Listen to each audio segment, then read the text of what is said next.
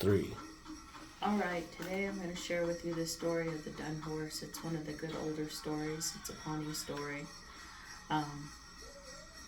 It starts when the old grandma and her son lived on the site of camp, and they were really poor.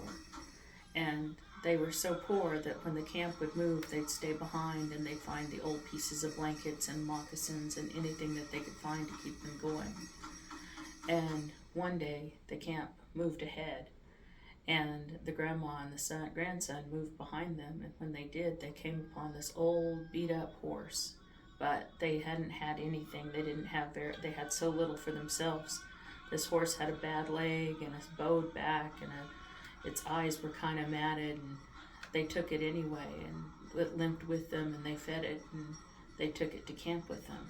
So everybody made fun of them for being so poor. And about this time, there was a buffalo hunt, and they found out that there was a buffalo calf with a spotted hide.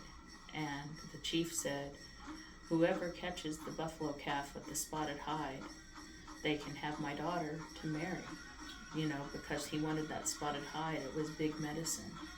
So everybody laughed because the poor boy and his old beat up horse were going to go and try to hunt the calf and go on the buffalo hunt with them. But it was the first time he'd had a horse, so he decided to go. So while he was standing there, all the warriors had their prancing horses and were getting excited and waiting for the signal to go. The horse spoke to him and he said, "Take me out to the river." He said, "And cover me with mud." And the boy didn't know what to think when the horse spoke to him, but he listened, and he took the horse out to the river and he covered him all up with mud. And he said, whenever they call, he said, "Don't take me back." He said, "But whenever they call to start, jump on my back and we'll go."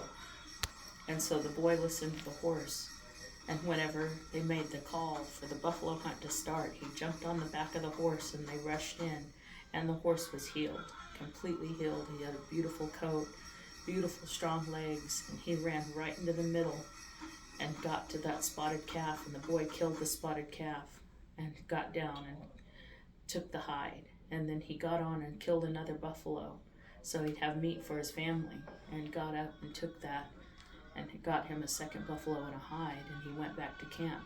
And his grandma was so happy, and he was rejoicing. He gave her the older buffalo hide for herself and said, "Do with this what you want." And as he was carrying the meat back, other men would come up to him, "I'll give you 5 horses for that buffalo hide." No, that would have been a lot of wealth for him he'd never had. "I'll give you 10 horses for the buffalo hide." He said no, and he took it back. And he took it to the chief and gave it to the chief, and he kept his word and said he could marry his daughter. Well, at this time, he had this beautiful horse, and the horse said that the Sioux are coming to fight us. He said, "And when they do, ride me into battle." He said, "And ride me into battle 4 times and strike down the chief, and then strike down the 3 other great warriors, and then after that stop."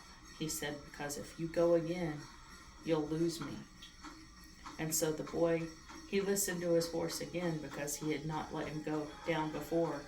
And he got on his horse and he ran into the battle and he struck down the chief.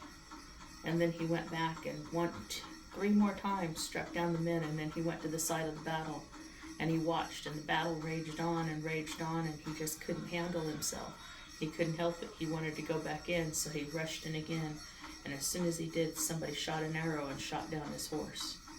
And he fought his way back out of the battle, but he sat there and he was so upset and so sad that his horse had been shot down. He didn't know what to think. And the Sioux warriors had watched the horse fight with him like a man, and they went in and they cut it all up into little pieces and tore it all up and left it.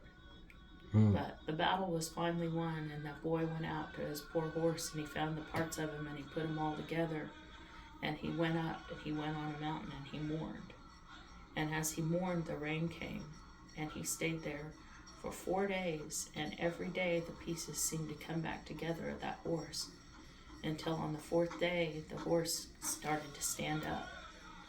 And he stood up and he came and he said, "You've warned me well," he said, "and so I've come back to you," he said, "but always listen to me, always, or you will lose me again." And from that day forward, that boy listened to that horse. And he lived to be an old man, was his own chief, and wrapped his own baby in that same spotted buffalo calf hide. And he honored that horse until the day that he died. A hoe and my doe.